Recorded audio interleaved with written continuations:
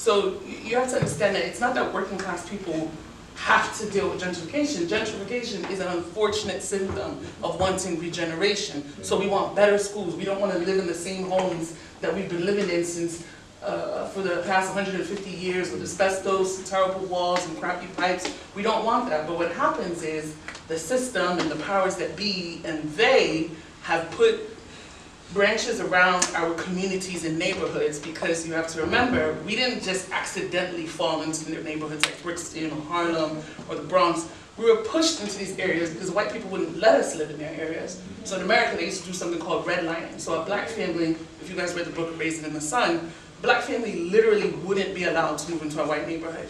So you'd have to move into the ghettos, which is how you get the south side of Chicago, which is how you get Harlem. So what happens is you move out into these neighborhoods where there'd be a black community, they would foster, they would grow, they'd be there for 50 years.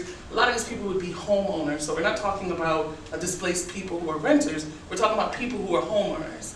And then 50 years goes by, and then they say, oh, yeah, Brixton's pretty cool. It's along a stop on a tube. This is nice. We like it. Get out.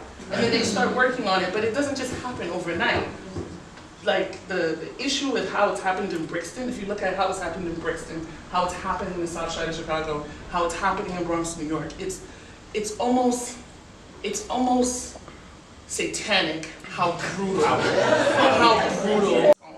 Not everyone's gonna be, what do you call it, Branson? Richard Branson? Not everyone's gonna be him.